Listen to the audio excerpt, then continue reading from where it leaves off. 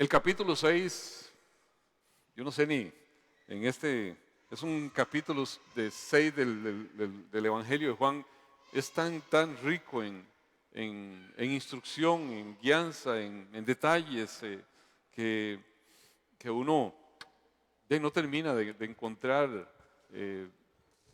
detalles hermosos ahí del Señor, sobre donde nos empieza el capítulo haciéndonos ver como Él, el pan de vida, y ese milagro extraordinario de la multiplicación de los panes y de los peces para alimentar a una multitud. Pero no solamente eso es el preludio, algo más que va a mostrar el Señor sobre ese mismo aspecto en el plano espiritual, sino que hay otro pasaje, más bien otra narrativa ahí de una señal, de un milagro que el Señor realiza cuando camina sobre el mar, cuando camina sobre las aguas. Y hoy yo quiero tratar un tema que le he titulado Cristo gobierna sobre las leyes naturales. Muy atinado tal vez a lo que estaba leyendo antes en el Salmo 77, 19. Allí había un sendero en medio del mar, nadie lo veía, pero Dios sí lo veía, Dios sí lo tenía. Entonces las leyes naturales no limitan a Dios. Y en esto, a partir de nuestra idea, de nuestra convicción que podamos tener del Señor, de su poder, así serán las posibilidades que podamos ver en Él. Y en esto, nuestros caminos, nuestros pensamientos son muy limitados en relación a la dimensión de los caminos y los pensamientos del Señor. Y hay que tener cuidado de no entender esto en función solamente a que debe existir algo místico para decir, ahí está Dios. No, Dios tiene formas, Dios tiene salidas donde yo no las estoy viendo. A veces podemos pensar, es que si no hay una operación milagrosa, totalmente sobrenatural, no es Dios. No, Dios actúa en medio de nuestra imperfección y se va viendo allí cada vez su gloria. Simplemente va ajustando todo lo que son los eventos de la vida a propósitos suyos, a planes suyos. Pueden haber ciertamente eventos totalmente sobrenaturales de una dimensión ni siquiera percibida, a como pueden ser cosas tan naturales como que muchas cosas coincidan para que se dé un propósito. ¿Quién lo hace coincidir? ¿Quién armoniza todo? El Dios que hizo los cielos y la tierra. Yo he visto a Dios haciendo unas diosidencias que usted dice, Dios mío, es que ni siquiera usted con todo el gobierno que pueda tener de esto pudo haber ajustado todo para que se diera de esa forma, pero Dios lo hace. Así que Dios gobierna sobre todo las leyes naturales.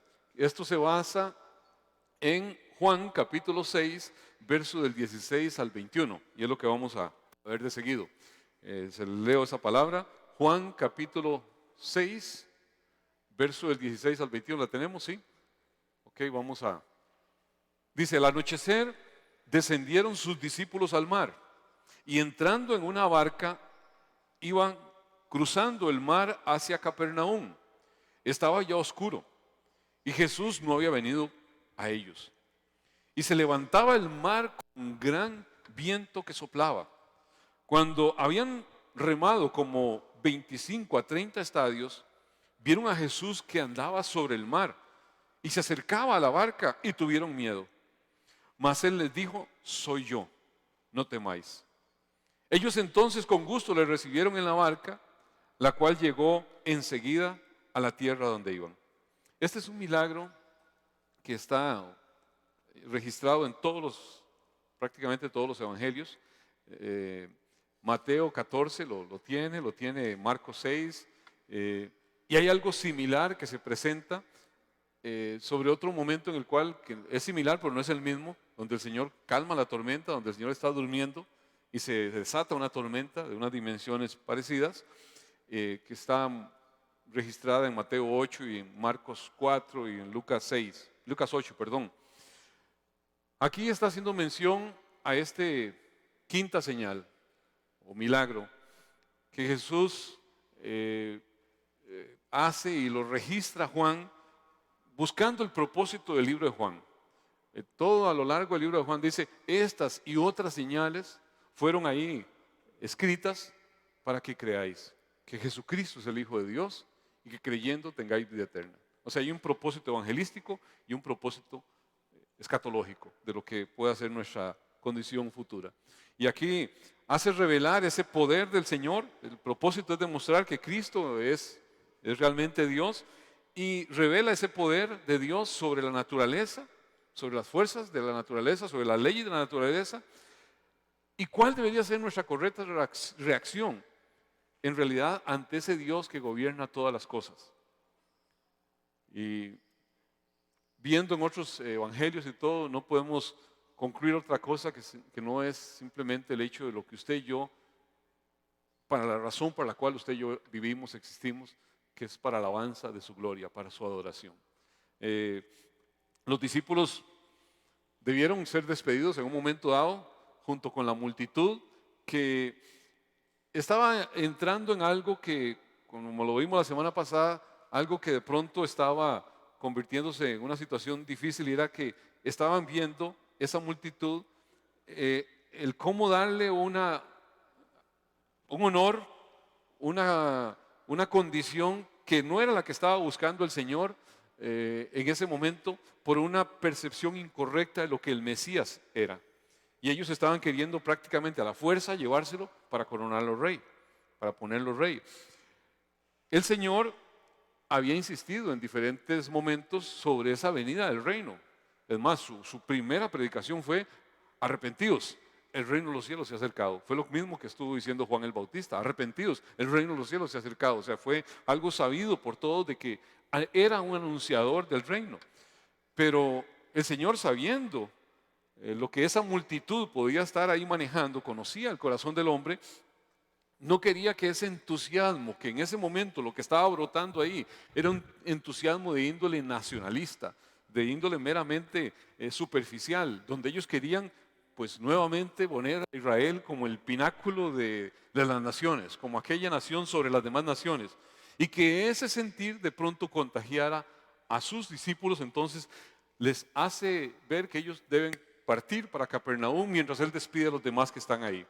Ellos quizás sin entender muy bien lo que el Señor les está diciendo, pues obedecieron, porque fácilmente se hubieran sumado a todo ese tipo de manifestaciones de declamación que estaba ya gestándose ahí en medio de esa multiplicación de los panes y los peces que se había dado.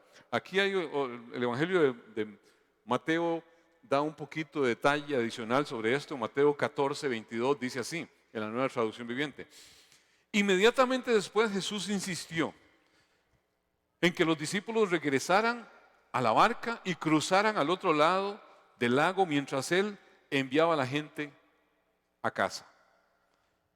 Después de despedir a la gente, subió a la colina para orar a solas. Mientras estaba allí solo, cayó la noche. Lo que nos narra esta porción que nosotros estamos analizando, del versículo 16 al 17, dice así. Dice, en la Nueva Traducción Viviente: al atardecer, los discípulos de Jesús bajaron a la orilla del lago para esperarlo. Pero al ver que caía la noche y que Jesús aún no había vuelto, subieron a la barca y comenzaron a cruzar el lago rumbo a Capernaum. Ahí se hace ver cómo ese ascender, ese subir a la barca no era así como todo el mundo aplaudamos o vámonos a la barca. Ahí el que está comentando esto lo está haciendo como aquel que está en el grupo que sube a la barca en ese momento, y ellos lo abordan con renuencia. O sea, no están subiendo ahí complacidos porque están dejando a su maestro. Están dejando a aquel que ellos desearían llevar, casi que victoriándolo, hasta Jerusalén. Pero lo están dejando allí y se disponen a cruzar hacia la parte noroccidental del lago de Galilea. Y se hacen a la mar en un momento en el cual, bueno, el mar estaba calmo, en un momento en el cual no había una situación apremiante, pero ellos sí estaba el asunto de que no les parecía, no estaban cómodos, y de pronto empezó el mar, cuando empezó la travesía, a encresparse, a levantarse, a soplar con un fuerte viento. Y nosotros muchas veces pudiéramos cuestionarnos y decir: no debimos haber hecho caso. Ve, por no dejarnos guiar por nuestro sentir. no debimos haber hecho caso. Vean de lo que estamos metidos en este momento. Y posiblemente muchos dirán, ve, yo tenía una suspicacia, a mí algo me decía.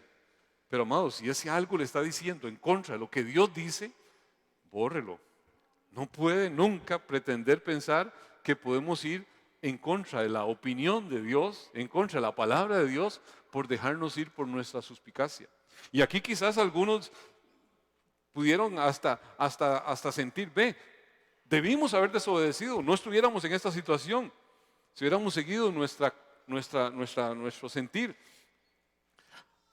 Dios nos llama a que usted y yo tengamos una fe ciega en aquel que da la orden, si entendemos que la orden viene del Señor. Y son detalles que están ahí que se nos pueden ir así fácilmente si no tomamos atención. El verso 18 dice, de nuevo una traducción viviente, dice, poco después se levantó un viento fuerte sobre ellos y el mar se agitó mucho. Ahí de forma, qué sé yo, pronta, repentina viene ese temporal en aumento. De pronto se hizo más oscuro, se viene la noche. Durante varias horas ellos están batallando contra corriente en un mar totalmente lleno de adversidades. Ellos son gente que están acostumbrados al mar, son gente que son pescadores en su mayoría, pues, pero de pronto están encontrándose en una situación donde no tienen descanso, donde están batallando contra esas dificultades sin poder avanzar. Dice que se encontraban a mitad del mar, en medio de la tormenta, y ahí estuvieron por horas. Ahí los evangelios sinópticos aportan un poco de detalle adicional para poder entender la situación de lo que ahí está. Mateo dice, Mateo 14, 24 dice, y ya la barca estaba en medio del mar, azotada por las olas, porque el viento era contrario.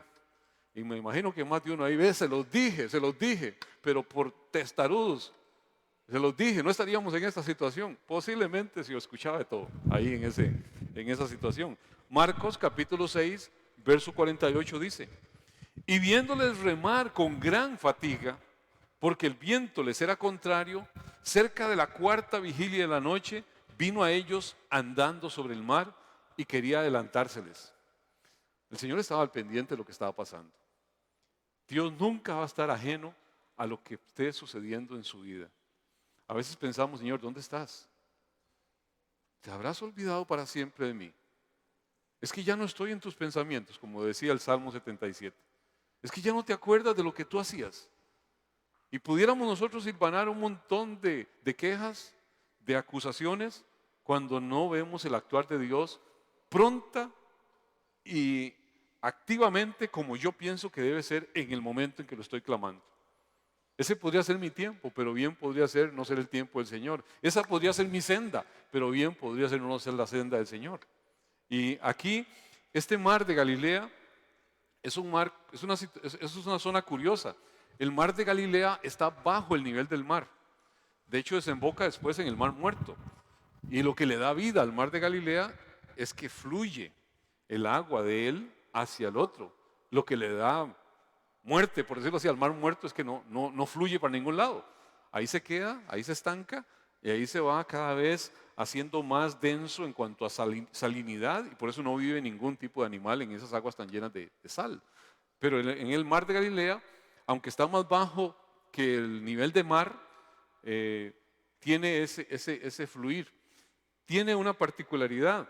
A la par del mar de Galilea, en la parte norte, está el monte Hermón. Y ese monte se levanta como a 2.800 metros sobre esa depresión donde está el mar de Galilea. Y esa combinación de los aires fríos del monte y el calor de lo que es la zona desértica de los alrededores provoca de pronto corrientes de aire ascendentes y descendentes que afectan directamente el mar de Galilea. Y entonces, sin mucho aviso, de pronto se desata tormenta, que nadie la está viendo. Si aquí el meteorológico a veces le cuesta pegarlas ahí, me imagino que más difícil debe ser la cosa. Y entonces se levantan tormentas que se encrespan con una violencia y provocan al final esas tormentas repentinas. Hay otros pasajes que no solamente en este se habla de esa tormenta. Justamente el pasaje que les decía a un inicio de ese momento en que el Señor está durmiendo. Se los leo para que tengamos referencia a eso. Mateo 8:24 dice: y he aquí que se levantó en el mar una tempestad tan grande que las olas cubrían la barca, pero él dormía. Y vinieron sus discípulos y le despertaron, Señor, diciendo: Señor, sálvanos, que perecemos. Él les dijo: ¿por qué teméis, hombres de poca fe? Entonces, levantándose, reprendió al viento y al mar, y se hizo gran bonanza. En otras traducciones dice: y la tormenta se aquietó. Y los hombres se maravillaron, diciendo: ¿qué hombre es este que aún los vientos y el mar le obedecen? O sea, justo antes de que los discípulos vieran esta demostración asombrosa de la deidad de Cristo, al ordenarle, ¿qué estaba haciendo él? Mostrando su parte humana. Cansado, dormía. Y entonces, eso es lo que uno tiene que ver en todo esto. Dios se manifiesta como verdadero hombre, pero como verdadero Dios. Y de pronto a ellos les fue muy difícil poder entender: este es el Dios que hizo los cielos y la tierra. Este es Hashem, este es Jehová, como quieran llamarlo. Este es el yo soy. Les era difícil poder engranar eso, pero el Señor se lo estaba mostrando allí una y otra vez, que era ese Dios en esa persona, en ese que estaba allí con ellos. Y ellos simplemente en eso, pero ¿quién es este hombre que aún el viento y el mar le obedecen? Hasta ahí llegó su apreciación, hasta ahí llegó su admiración en ese momento. ¿Quién es este? ¿Cómo hace estas cosas? La tempestad rugía furiosa, las tinieblas estaban envolviendo a la barca en este segundo evento, y ellos en realidad estaban totalmente seguros y podían entender quién los había embarcado literalmente. Si ellos entendían quién los metió en la barca y le dijo: vayan a Capernaum, y sabían que él estaba orando en el monte, el que es mandado no es culpado. Si nos mandó el Señor, pues aquí vamos. Señor, tú harás algo. Tan seguros como estaban estos, sabiendo que él viajaba con ellos. Pero nuestra naturaleza humana nos da el decaer de la confianza cuando vemos el entorno más grande que nuestra convicción de fe de aquel que está con nosotros, o de aquel en el cual hemos creído. Y esa es una situación que vamos a tener que vivir usted y yo una y otra vez en las pruebas de fe que Dios nos permite vivir, para entender a quién tenemos en los cielos, sino al Señor. Y fuera de Él, ¿qué más podemos desear en esta vida? Y a veces pensamos que es simplemente el que interviene en una situación X. No, el Señor es el dueño de todas las cosas. Y es el que interviene en cada momento de la historia. En tiempos de tranquilidad espiritual como estos, en los cuales usted y yo nos reunimos para adorarlo, nos reunimos para expresarle cánticos, nos reunimos para darle gratitud. A través de la palabra tenemos nosotros que prepararnos, porque tormentas vendrán. Situaciones difíciles de dudar de su presencia, cuando la presión del enemigo empieza a hacerse manifiesta, vendrán. Eso usted y yo tenemos que saberlo. Y eso nos debe recordar que usted y yo estamos transitorios, no pertenecemos aquí. No somos de este mundo, somos peregrinos en este mundo. Y hemos de estar dispuestos en todo momento a entender que hay un combate con huestes de maldad, hay un combate de un enemigo, de un dueño de maldad que quiere, al final de cuentas, que usted y yo nos veamos afectados por la problemática que podamos ver y no verlo a él. Que de alguna forma usted y yo dudemos: ¿será realmente cierto lo que yo he creído?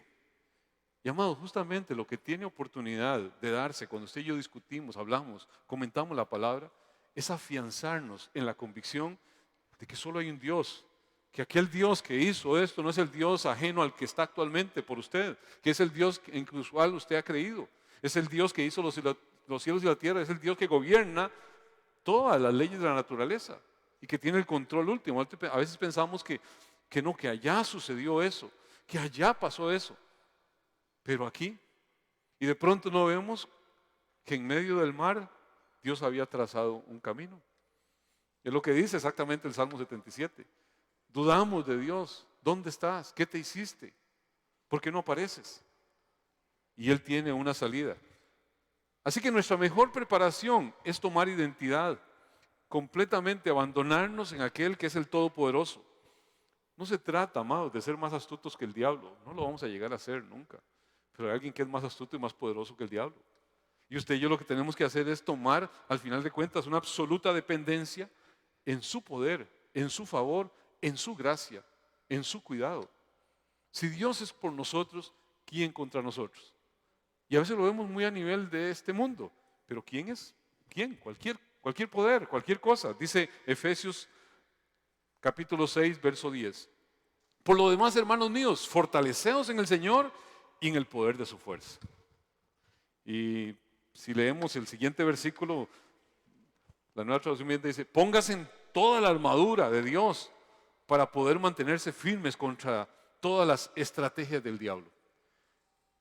Yo recuerdo de gente en aquellos tiempos carismáticos que decía, me pongo el escudo de la fe, me visto con la coraza de la justicia, me ciño el cinturón de la verdad y en esta hora me pongo el yelmo de la salvación y me ciño el calzado del evangelio. Y que ese ritual lo hacía y nunca salgo de la casa si no me pongo todo.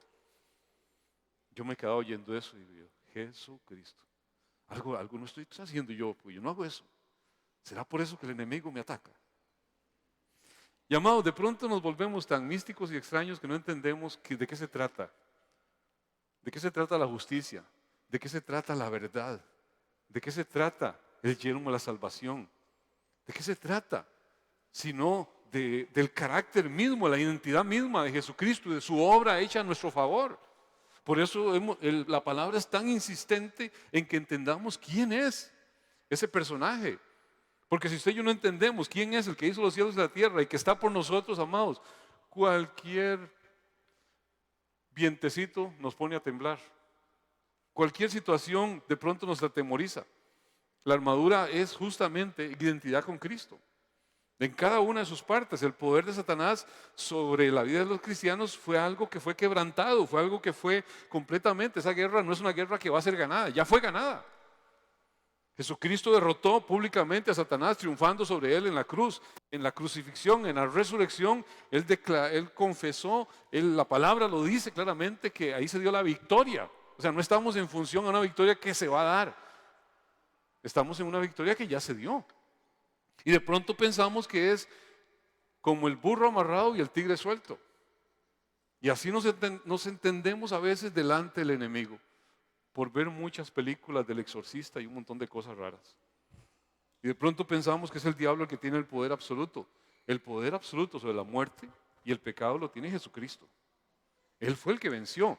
¿En qué medida yo tengo la convicción de eso y me inclino a Jesucristo y a confiar en Jesucristo? Dependerá en qué medida la victoria de Cristo se materializa en mi vida. Pero tan pronto yo dudo, me empiezo a hundir en cualquier tormenta, en cualquier dificultad. El poder del Señor, el poder de su fuerza, el poder de su Santo Espíritu, ¿estará o ya está? Ya está presente. El poder, la verdad de su palabra. Todo eso yo requiero entenderlo, requiero interiorizarlo, requiero hacerlo mío para vivir día a día la victoria de Cristo Jesús. Amén.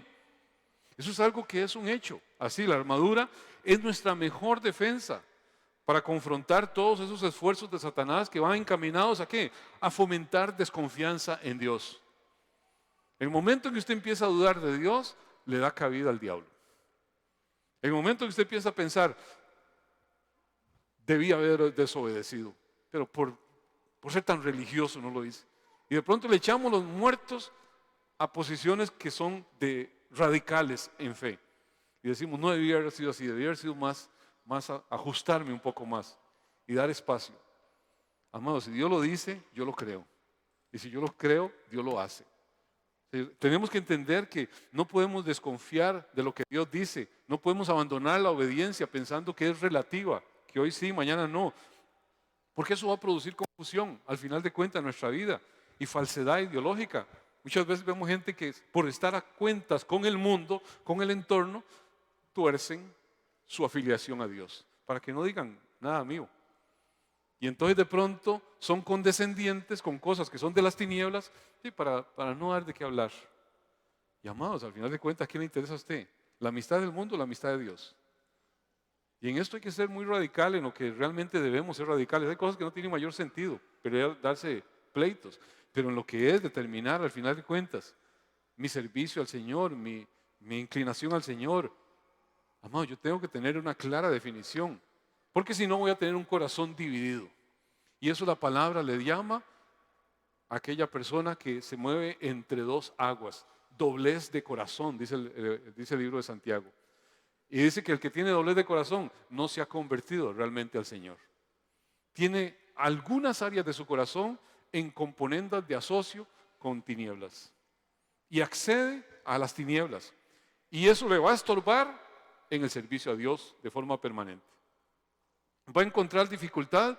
¿Por qué? Porque va a traer división a todo aquel que quiera caminar en un servicio realmente al Señor. Y empieza a caminarse en el Señor, en la carne, se empieza a caminar con hipocresía, con mundanidad, y al final de cuentas el vecino que debió haber visto imagen de Cristo en usted dice, para parecerme a aquel que dice que es cristiano, amado, yo sigo como estoy mejor así.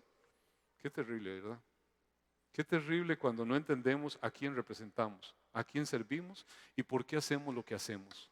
No es para que nos aplaudan, no es para que nos admiren, es para que entiendan a quién servimos y que todo lo que nosotros hagamos para Él sirva para gloria y alabanza de los que no conocen al Señor, del Dios al cual usted y yo servimos. Eso es lo que tiene que estar ahí presente. Hay muchos ataques que el enemigo va a dar por falta de obediencia y de fidelidad al Señor. ¿Por qué? Por no andar correctamente ceñido el cinturón de la verdad, la coraza de la justicia, el yelmo de la salvación, y entonces fluctuamos y no sabemos de pronto si estamos realmente en la justicia de Dios, si estaré salvo o no seré salvo. No podemos nosotros dejarnos arrebatar una condición que la palabra lo da como un hecho consumado. Cristo Jesús venció y derrotó las tinieblas. ¿Es usted un hijo de Dios que ostenta esa victoria, que vive en esa victoria? Amados, es algo que tenemos que tenerlo siempre con una gran convicción. Según de Timoteo 2:3 dice, tú pues sufre penalidades como buen soldado de Cristo. Ninguno que milita se enreda en los negocios de la vida, a fin de agradar a aquel que le tomó por soldado. Ustedes tenemos que entender, es una batalla en contra de un sistema de maldad mundial, que cada vez se va generalizando más, una naturaleza pecaminosa que está ahí inclinada en la vida del creyente, que está siempre estimulado en contra de todo lo que pueda hacer una vida realmente que usted evoque a aquel Dios que es santo y puro. Y el enemigo va a tratar de que usted se sienta de alguna forma inhibido y sea condescendiente con un mundo caído. Hoy más que nunca no es que la iglesia tiene que ser, qué sé yo, un lugar allá de tipo convento, aislado del mundo, como algo donde nadie entra. No es eso lo que está. La palabra dice claramente, Padre, no te pido que los saques del mundo, porque entonces ¿quién va a convertir al mundo? Sino que los guarde del mal. El problema es hacer a la iglesia tan semejante al mundo para que el mundo se sienta cómodo en la iglesia, y eso no es el consejo. Eso no es para nada lo que Dios quiere que exista. Como soldados de Jesucristo, debemos impedir que las cosas del mundo nos distraigan de alguna forma a la obediencia absoluta que usted y yo tenemos que tener en la instrucción de Dios. Y pensar que la instrucción de Dios puede ser relativa. El Señor dijo, embárquense. Y los embarcó. Ellos pudieron haber dicho, no, hasta que el Señor venga y que me lo diga aquí otra vez. Pudieron haber tenido muchos argumentos, pero lo importante es que usted y yo, lo que tenemos claro del Señor, en los momentos de tormenta, no dudemos de lo que Dios ha dicho.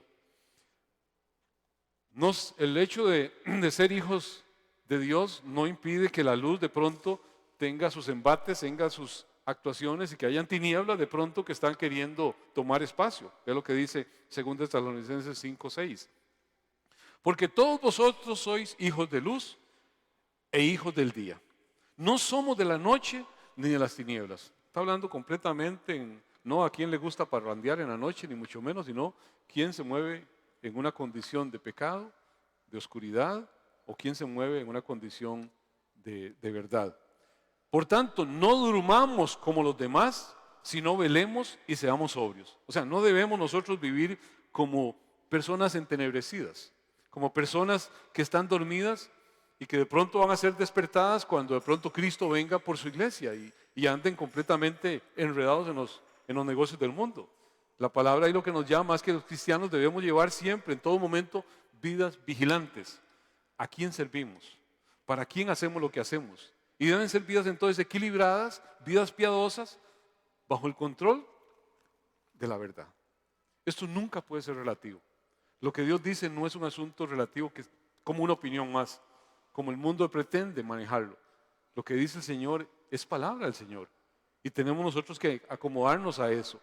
Lo importante siempre será, de nuevo, repito, no tanto nuestra habilidad para pelear con las tinieblas, sino que esas tinieblas no sean, al final de cuentas, parte importante en lo que tenemos dentro. Porque el momento en que hacemos componendas y hay áreas de tinieblas, amados, esas tinieblas van a empezar a gobernar espacios de nuestra vida que nos alejan del Señor, que nos impiden dar un correcto testimonio y de pronto cuando nos damos cuenta, estamos como dice aquel, como el pollito. No sentimos nada ni sabemos quiénes somos, porque sencillamente nos hemos apartado del llamado a consagración que Dios nos da.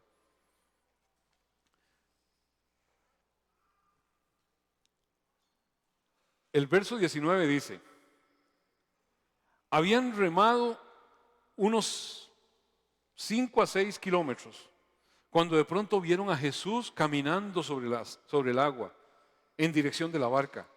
Estaban aterrados.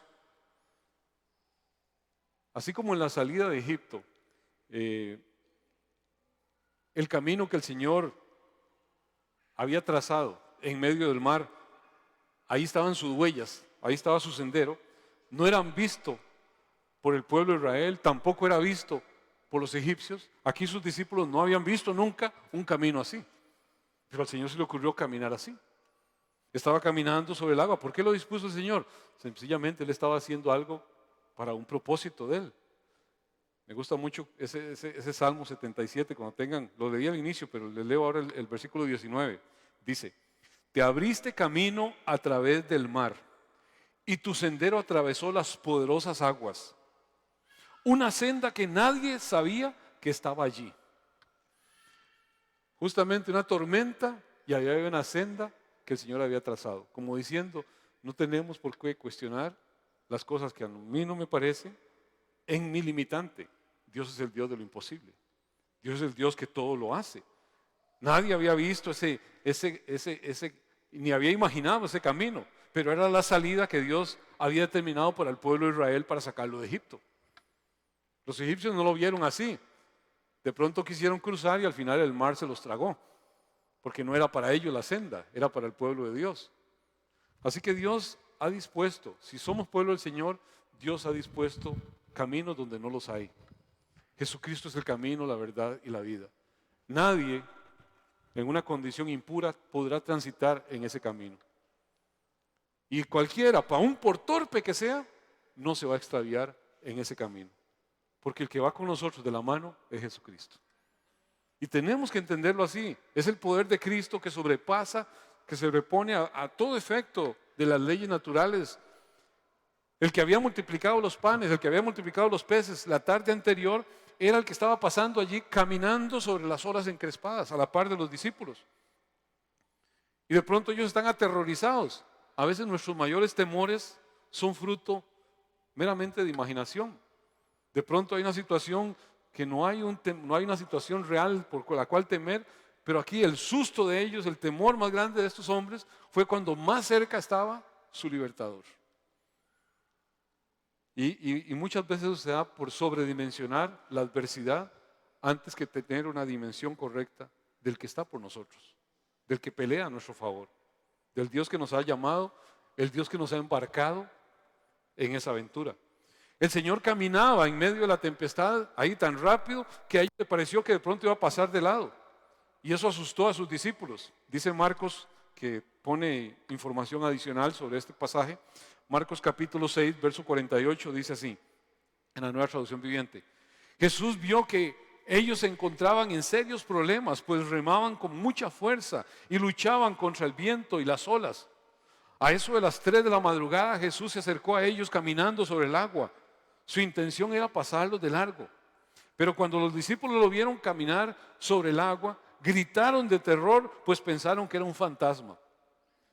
O sea, debido a esa imposibilidad de ese hecho semejante, ver a una persona moviéndose en el agua, en su condición de fatiga, en su condición de temor, en su condición de todas esas condiciones tormentosas que tenían a su alrededor, todos los discípulos, al final de cuentas,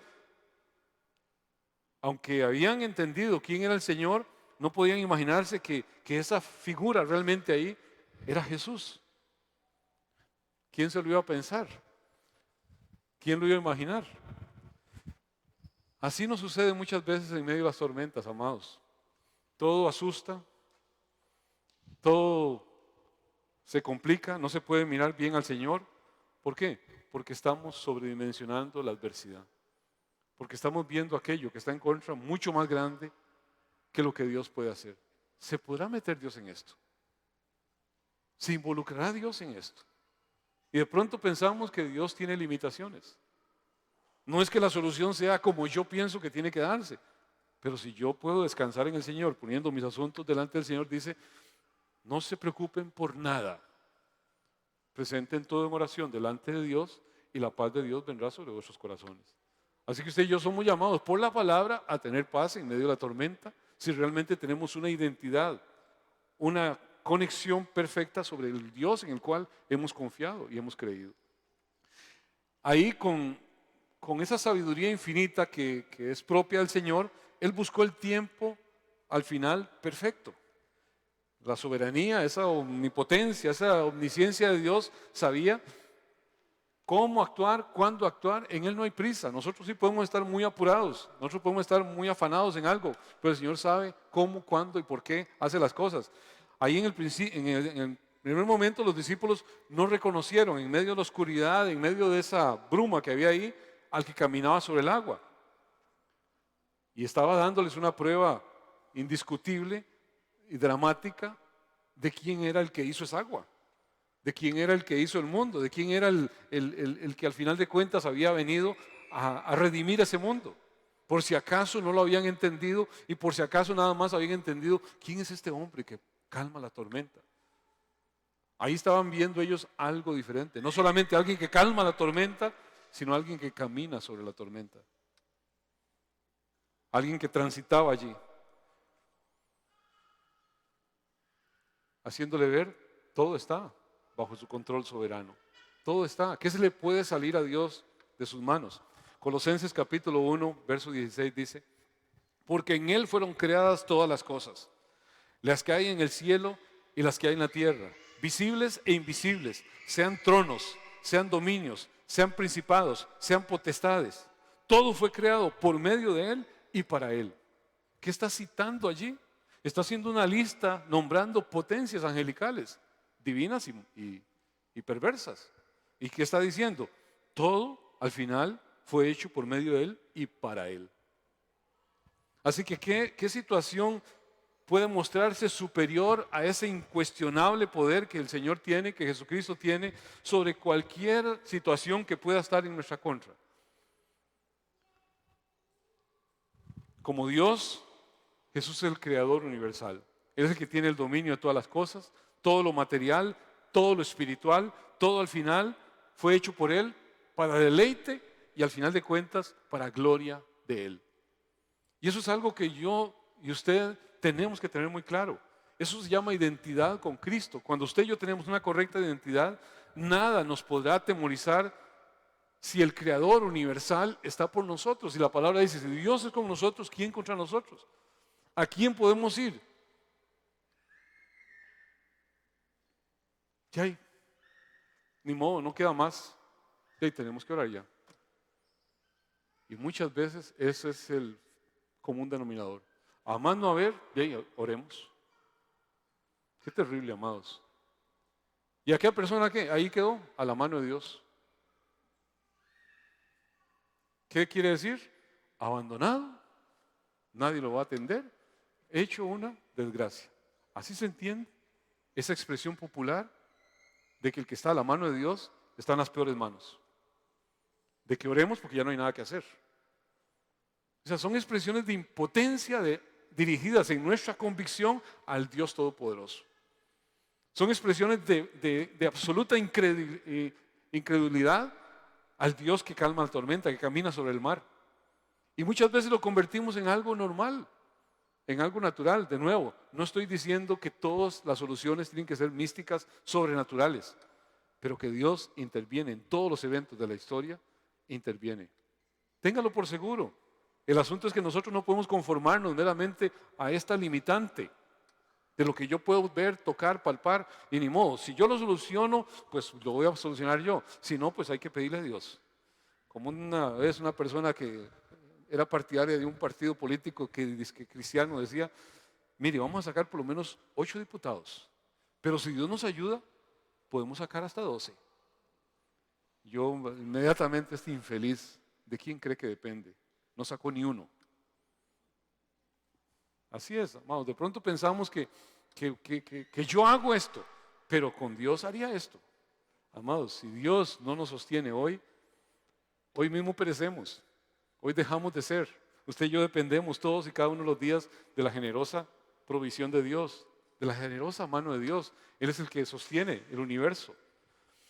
Hebreos 1:12 dice, en estos postreros días nos ha hablado por el Hijo, a quien constituyó heredero de todo y por quien asimismo hizo el universo. Ellos estaban ahí a la mitad del lago cuando Jesús vino caminando sobre el mar. Ahí Mateo también y los otros evangelios narran algo adicional. Vamos a ver cómo dice el verso 20 y 21 de ese pasaje que estamos analizando. Pero él exclamó, no tengan miedo, yo estoy aquí. Otras traducciones dicen, yo soy. Entonces lo recibieron con entusiasmo en la barca y enseguida llegaron al destino. O sea, si uno lo ve en otros evangelios, vea qué interesante las palabras que se usan, porque no están ahí de casualidad. Sencillamente son palabras que nos tratan de afianzar. Si Dios es por mí, si Dios es con nosotros, ¿quién contra nosotros? Vea lo que dice Mateo, por ejemplo, 14:26 de este mismo evento. Pero enseguida Jesús les habló diciendo, tened ánimo, yo soy, no temáis. ¿Quién le dijo? Yo soy. El nombre de Dios, el yo soy, el Todopoderoso. Dice Marcos capítulo 6, verso 50. Porque todos le veían y se turbaron, pero enseguida habló con ellos y les dijo, tened ánimo, yo soy, no temáis. Qué hermoso es poder usted tener, cada uno de nosotros, la convicción de que el yo soy, el Dios que hizo los cielos y la tierra, está de nuestro lado, está con nosotros. Ahí sucedió un evento que aquí no lo narra Juan, pero un evento que a veces nos parece chistoso, pero extraordinario. Pedro siempre impetuoso, Pedro siempre lanzado, ahí como siempre, no pudo esperar ese momento de la llegada del Señor. En medio de su emoción, le dice, Señor, ¿puedo ir a ti? Veámoslo. Mateo capítulo 14, verso 28. Por eso es bueno leer, digamos, un pasaje y ver pasajes conexos que hablan sobre el mismo evento. Dice Mateo 14, 28. Entonces le respondió Pedro y dijo, Señor, si eres tú, manda que yo vaya a ti sobre las aguas. Y él dijo, ven. Y descendiendo Pedro de la barca, andaba sobre las aguas para ir a Jesús. De nadie se sabe que haya caminado sobre el mar. Pedro caminó sobre el mar. Y dice, pero al ver el fuerte viento tuvo miedo. Y comenzando a hundirse dio voces diciendo, Señor, sálvame. Al momento Jesús extendió su mano, asió de él y le dijo, hombre de poca fe, ¿por qué dudaste? ¿Quién le dijo que caminara sobre las aguas? Usted puede decir, no, si Pedro lo dice, yo soy una persona de fe. Yo me propongo, no, si Pedro lo hace, ¿por qué no lo puedo hacer yo? Es un asunto de fe. Yo tengo fe. Voy a caminar sobre las aguas.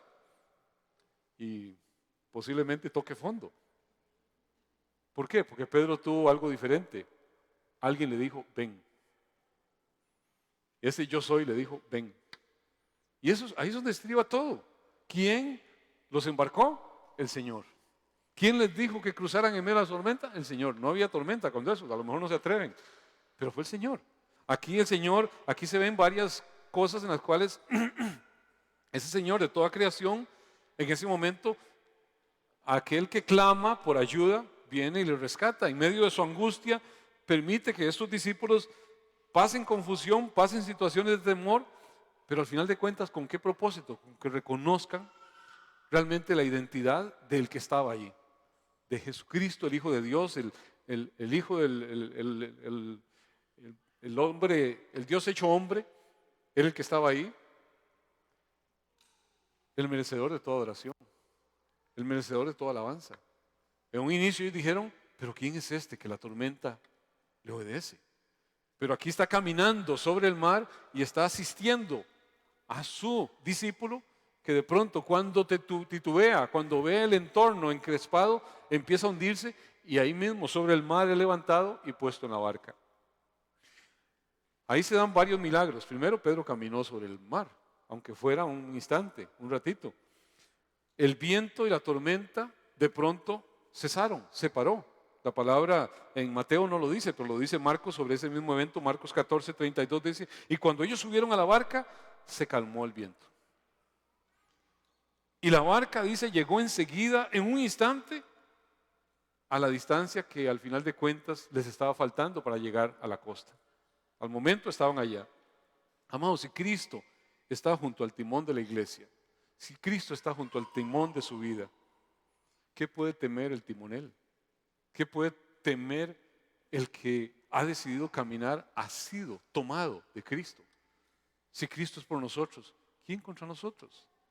Eso es algo que tiene que meterse fuertemente aquí, porque si no, el enemigo va a tratar por todos los medios de sacarnos de esa convicción. Nada tiene que temer el timonel. Si la barca al final de cuentas va a llegar pronto, enseguida, a su puerto. ¿Cómo he de llegar al puerto? ¿Cuál es mi puerto? Amados, mi puerto es el destino que tengo. Dios me lo puede prever ya, hoy, en este instante. Y yo caer muerto ante ustedes y decir, yo le vino juicio. No, Dios me llevó. O Dios puede disponer, ¿no?, que en 2 meses esté con Él. O que dure 30 años más aquí. Yo sé cuál es mi destino, ya la palabra me lo hace ver. Dios me va a hacer llegar pronto, justo, en el momento en que lo determine, a ese destino. ¿Estoy seguro en quién? En las manos de quien he confiado. No depende de mí, depende de Él. Todo esfuerzo de las horas remando de esos discípulos se redujo a un instante cuando Cristo estuvo con ellos, cuando llegó allí. Aquel que había manifestado el poder en enfermedades, en la multiplicación de los panes, tenía también el absoluto dominio, el absoluto gobierno del viento, de las olas, y se mostraba como el creador de todo eso. Era el que estaba allí. Ellos, completamente asombrados, estaban al final en esa barca con una condición que no fue la que se miró inicialmente. Ellos inicialmente, en la primera tormenta, dijeron, pero ¿quién es este? Que el mar y las olas le obedecen. Ellos allí estaban asombrados y su única acción, que en realidad fue caer delante de Él, inclinados y adorar. Y se rindieron como detalla, no Juan, pero lo dice Mateo. Y dice Mateo, el capítulo 14, verso 33. Entonces los que estaban en la barca vinieron y adoraron, diciendo, verdaderamente eres el Hijo de Dios. No fue, ¿quién es este hombre? Ese hombre es el Hijo de Dios. Es el Dios hecho carne. Es el que vino a rescatar a una humanidad perdida. Es el Dios que ha dicho, mi hijo eres tú, mi hija eres tú, yo te escogí. Es el Dios que ha dicho, no temas, yo estoy contigo. Podemos creerle a ese Dios. Podemos tener esa convicción. Ahí la adoración de los discípulos era ese que era el divino libertador, el que nos rescató. Vemos cómo el objeto de nuestra fe debe ser en todo momento motivo de alabanza, motivo de adoración. Si lo tenemos realmente ubicado, la fe es la base genuina de nuestro culto. Si no hay fe, ¿qué hacemos? Simplemente religión. Pero esa fe debe ser la base genuina y ese culto debe producir realmente como producto genuino algo que emana de esa fe. ¿En quién? En la persona de Jesucristo. No es un asunto de fe en la fe, es en la persona de Jesucristo. Es entender en dónde está puesta nuestra identidad, en quién hemos confiado. A veces la gente dice, no es que la fe es tan poderosa, la fe es tan buena, hay que tener fe. Y a veces tiene gente fe en la bruja, en el brujo, en el hechicero, en la abuela, No es lo que la palabra enseña. La fe no es buena en sí. La fe en Jesucristo es más preciosa que el oro puro. Es lo más hermoso que usted y yo podemos tener. Sin la fe, esa sólida fe en Jesucristo, no podíamos hacer nada. Nos hundimos, amados, en cualquier tormenta que la vida nos presenta. Empezamos a titubear como Pedro y dudamos al final de cuentas en cada prueba de fe que Dios va a permitir que usted y yo vivamos. Y cada momento que Dios nos permite llevar pruebas, amados, gloria a Dios si las pruebas nos acercan a ser más confiados en Dios. Si la prueba no nos llevó a renegar, no nos llevó a decir, ¿a dónde estás tú, Señor? ¿Qué te hiciste? ¿Por qué te has olvidado de mí? Si algo podemos ver en la vida de Job es que no se escuchó un despropósito hacia Dios en lo que sufrió. Siempre pudo decir, Dios dio, Dios quitó, sea el nombre de Dios bendito. De oídas te había oído, Señor, pero ahora mis ojos te ven. Si cada momento de eso Dios va a ser glorificado, alabado sea el Señor por cada prueba, por cada tormenta. Si hemos creído en Jesucristo, amados, aunque la noche esté oscura, aunque el viento sea fuerte, podemos usted y yo consolarnos al final de cuentas con el pensamiento de que pronto llegaremos a salvo a puerto. Pronto llegaremos. Estamos más cerca que lo que nosotros imaginamos. ¿Cuándo vendrá ese momento? ¿Tenemos que hacer aritmética para ver cuál será el fin del mundo? No. Sencillamente, entre más conectados estemos con Cristo, puede ser hoy, puede ser mañana, puede ser en este instante, puede ser en unos años, pero nuestro corazón está asido a aquel que nos ha rescatado. Si Dios es con nosotros, ¿quién contra nosotros? ¿Es digno de ser exaltado el Rey de Gloria? ¿Es digno de que usted y yo demos adoración como dieron estos discípulos cuando entendieron la identidad de ese que subió a la barca? Ese está con nosotros, tan cercano a nosotros que ha puesto su conexión a nuestro corazón. Y usted y yo vivimos todos los días en la presencia de Dios. Todos los días nuestros deben ser días de adoración. Ministro de alabanza, es día de adoración. Hay una canción muy linda que habla de ese Rey de Reyes, que es digno de ser exaltado, de ser glorificado. Mi hermano Jonathan hasta se vino uniformado, Rey de Reyes, y vamos a todos reconocer que el Rey de Reyes es digno de que usted y yo no dudemos, a pesar de cualquier tormenta, a pesar de cualquier situación. Él es digno de ser exaltado. Si la prueba nos conecta más con Dios, gloria a Dios por la prueba. Si no la pasamos, vendrá otro momento. Pero este día es un día de luz, es un día de claridad, es un día en el cual usted y yo nos afianzamos para cosas que pueden venir, que van a venir, por supuesto, pero dependemos del Dios que dice, no temas, yo estoy contigo, yo te escogí. Padre precioso, ¿a quién tenemos en los cielos sino a ti? Y fuera de ti, Señor, nada más deseamos en la tierra. Tú eres el Dios que está sobre las fuerzas de la naturaleza. Tú eres el Dios que está sobre todos los eventos, Señor, que nuestro entendimiento humano, Señor, no llega a dimensionar. Porque tus caminos, tus pensamientos, Señor, superan en mucho los nuestros, Señor. No queremos cuestionarte a ti, Señor, cuando no entendemos algo de tus actuares, Señor. Simplemente queremos ser cada vez más rendidos, más inclinados, más sometidos al Dios que ha dicho, no te dejaré, no te desampararé, yo estaré con vosotros todos los días hasta el fin del tiempo. A ti te adoramos, a ti te exaltamos, a ti damos gloria, honra, honor y alabanza al Rey de los Reyes, al Señor de los Señores, a Jesucristo nuestro Dios. Sea honor, honra, gloria y poder por siempre y para siempre. Amén. En la oscuridad estaba toda la humanidad, hasta que desde los cielos nos viniste a rescatar. A través de una virgen elegiste tú nacer, y del trono descendiste a un pesebre siendo rey.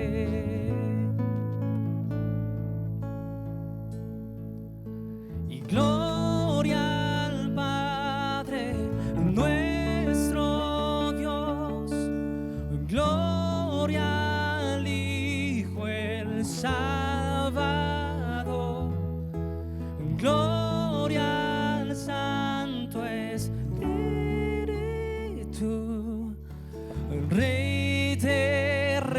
reyes, nadie como tú.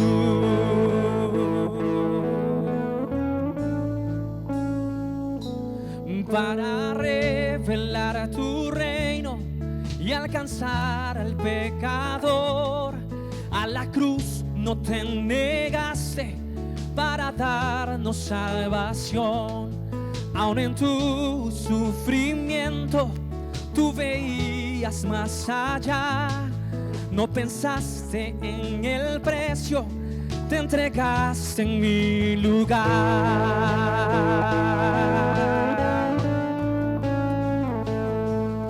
Y gloria al Padre nuestro Dios, gloria al Hijo el Salvador, y gloria al Santo Espíritu, Rey de Reyes, nadie como tú.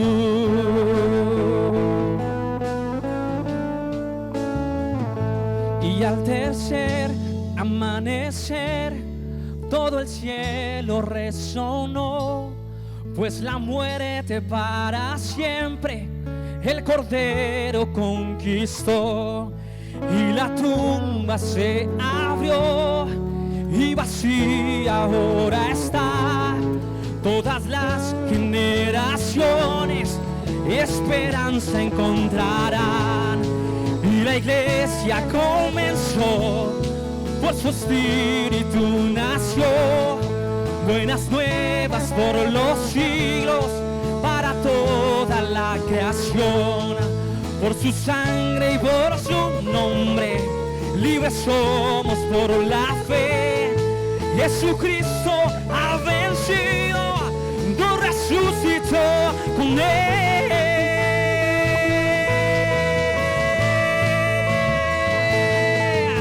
Y gloria al Padre nuestro Dios, y gloria al Hijo el Salvador,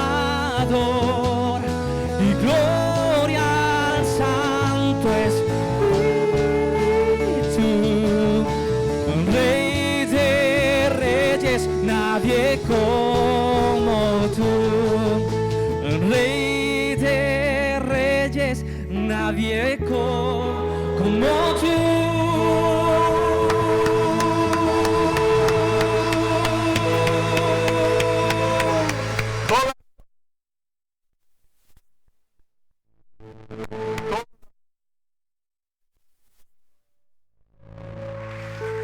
Toda exaltación, toda alabanza al Rey de los Reyes, al Señor de los Señores, al que caminó sobre las aguas, al que alimenta a las multitudes, al que sana toda dolencia, al que convierte el lamento en gozo, al soberano del universo, al que no tuvo en cuenta el ser Dios como cosa que aferrarse, sino que se despojó y vino y tomó forma de siervo, y a una cruz dejó ser llevado para que hoy pudiésemos levantar manos santas al único y suficiente Dios.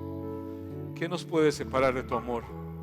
Señor, hambre, tribulación, escasez, aflicciones. Entendemos que nada nos va a separar. Toda nuestra adoración, toda nuestra alabanza es para ti, Señor, al Rey de Reyes.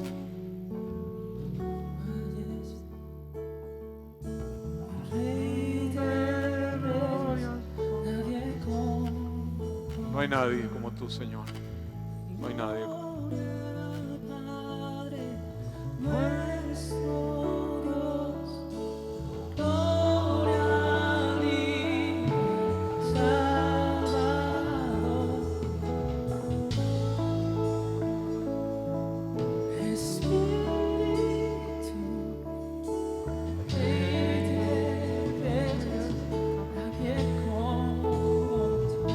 Nadie. Toda la gloria es de nuestro Dios. Toda la alabanza es de nuestro Señor. Que ninguna tormenta de la vida, que ninguna adversidad que en el camino se presente nos haga hundirnos en la fe que a plena luz su Espíritu Santo dibuja en el corazón, en la mente de su pueblo. Señor, queremos ser ese pueblo que no claudica, ese pueblo que se mantiene, Señor, como viendo al invisible, aún a pesar de la tormenta, aún a pesar de la adversidad. Tú no fallas. Podemos ser nosotros infieles, pero tú permaneces siendo fiel. Esa es tu naturaleza, Señor. Toda la gloria y la honra es tuya, Señor. Amén y amén y amén. Amén. ¿Te lo cree? Justamente la palabra tiene ese efecto. No puede quedarse la palabra en decir, qué bonita predica, estuvo interesante. La palabra tiene que ser algo que marca nuestra vida y nos dice, he confiado en la dimensión que la palabra me llama a confiar. ¿O he estado dando tumbos mi barca y hundiéndose y pensando que todo se vino abajo? Dios es el mismo ayer, ahora y siempre. Si Él nos ha embarcado en esta travesía, tenemos la confianza de que el que nos hizo embarcarnos nos va a llevar a puerto seguro. Amén. Bueno, damos gloria al Señor. ¿Tenés anuncio? Gracias, muchachos. Esta canción, bueno, sigue sucediendo lo mismo. Yo no les dije que pusieran, nada más después me comentaron que iban a cantar. Y damos gloria a Dios porque por eso somos cuerpo. De pronto Dios pone el sentir en el grupo que da la alabanza y todo conecta. De pronto nos hace entender un mensaje que debe quedar ahí bien adherido a nuestro corazón. Bueno, vamos a tener también un tiempo de oración en esta hora por diferentes peticiones. Pues seguimos orando ahí por el papá de Fabio, que está ahí sometido a un proceso de quimio y demás, por Dianita Barca también, que está en una prueba también. Hay una hermana, Edith Alvarado, que también está ante esta situación. No sabemos cuál es el camino, cuál es la solución, Dios sí la sabe. Nada de esto lo toma por sorpresa al Señor. A nosotros nos toca simplemente, Señor, que tu nombre sea glorificado, que tu nombre sea exaltado. Nos piden orar por Germán Garro, de Concepción de Naranjo también. Ya oramos por Carlitos para que Dios lo lleve en su cuenca de sus manos. Pero usted tendrá alguna petición que elevar, así que unámonos en este momento al Dios que oye la oración. Y dice la palabra que la oración del justo puede mucho. Aquí hay un pueblo justo, no por nuestra propia justicia, sino porque así nos ha declarado el Señor por su justicia a nuestro favor. Padre precioso, ¿qué habrá imposible para ti, Señor? Nada, nada. Tú eres el todopoderoso Dios.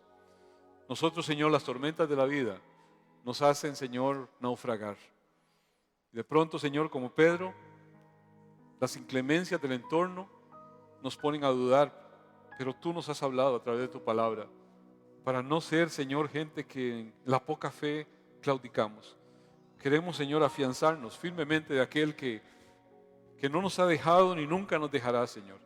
Aquel que nos ha llamado y que va a hacer llegar pronto, Señor, al destino que tú has determinado.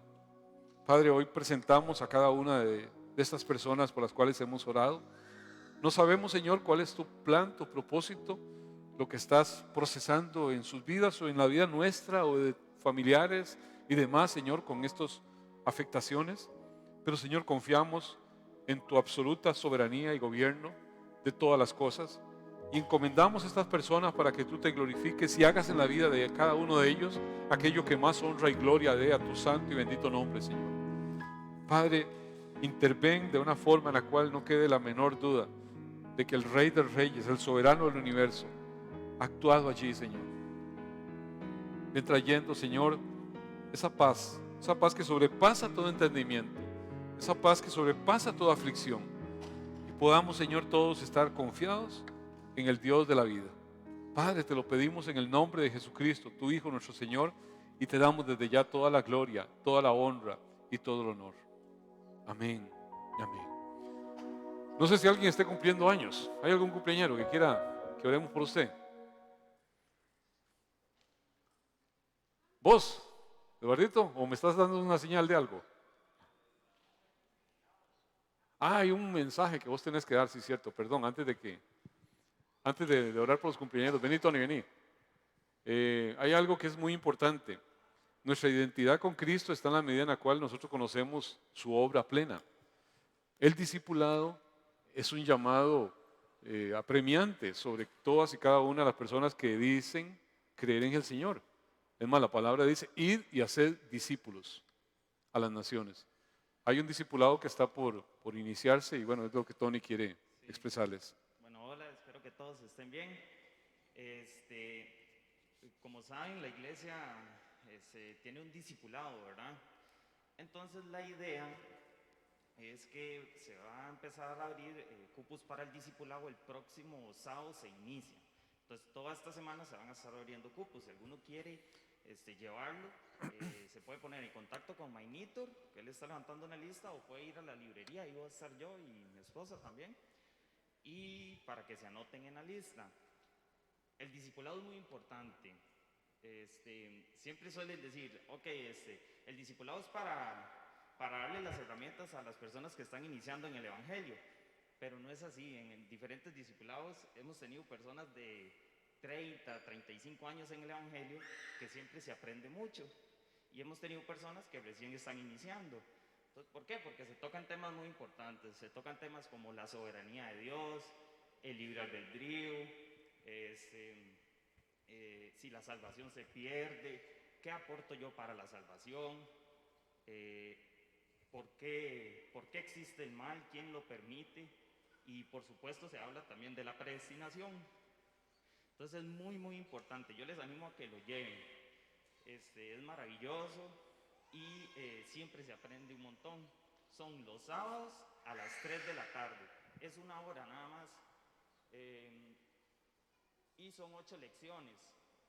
Son 8 lecciones que básicamente son 8 horas de la vida que básicamente nos va a cambiar la vida por completo. ¿Por qué? Porque nos va a ayudar, yo siempre digo, nos ayudan 3 cosas. Primero, en conocer más quién es Dios. Segundo, a que como somos un mismo cuerpo, una misma iglesia, tener un mismo criterio bíblico de quién es Dios. Y tercero, y aunque parezca mentira, nos ayuda muchísimo más a comprender nuestros ratos de lectura bíblica, y también, aunque parezca mentira, nos ayuda más a comprender los sermones del domingo también. Lo que se predica, no sé, de pronto se nos puede abrir la mente a quién es Dios realmente en nuestra vida. Entonces yo les animo a que lo lleven y ahí vamos a estar anotando. Y nada más les robo 30 segundos, pues.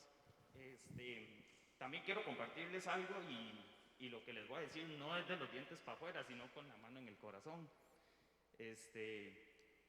Yo siempre vivo muy agradecido con todos los que están hoy aquí y con los que no están también, porque yo siempre le he dicho a Jack, a mi esposa, uno tan malamanzado que ha sido y sentir tanto amor de parte de todos es maravilloso. Y yo creo que con todos los que están aquí hemos compartido de una u otra forma, creo que con todos. Y ustedes pasan a ser, como dicen, la familia que uno elige. Y entonces como familia nosotros queremos compartirles que nosotros vamos a tener un bebito.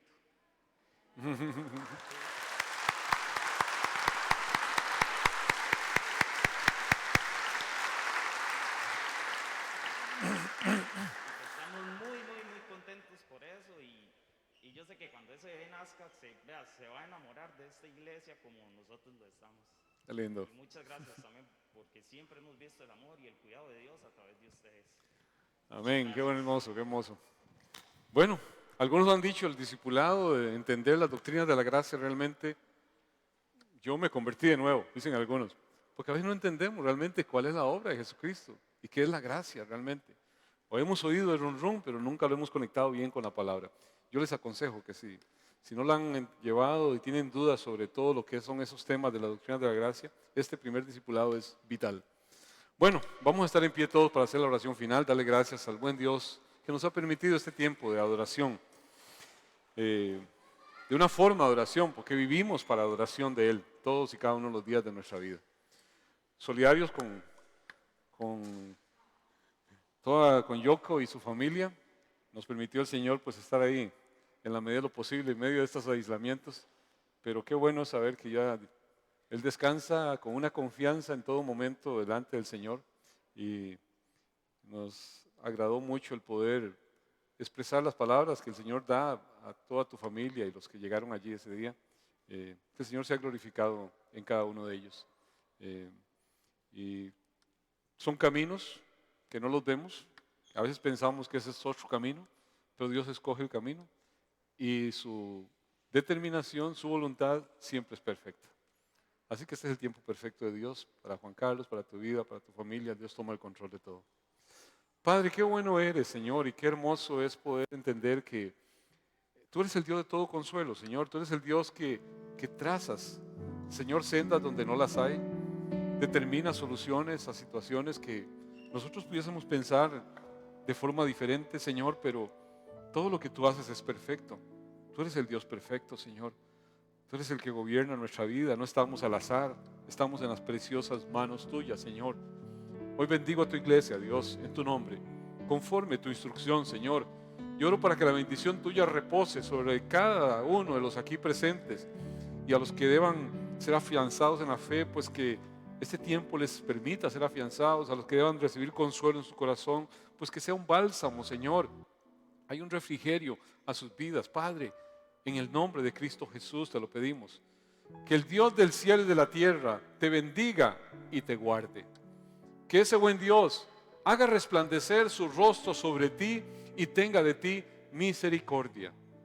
Que ese buen Dios alce sobre ti su rostro, llene tu vida, llene tu casa, llene tu corazón de paz. En el nombre del Dios Padre, del Dios Hijo y del Dios Espíritu Santo. Él siempre será digno de toda alabanza y de toda oración. Amén.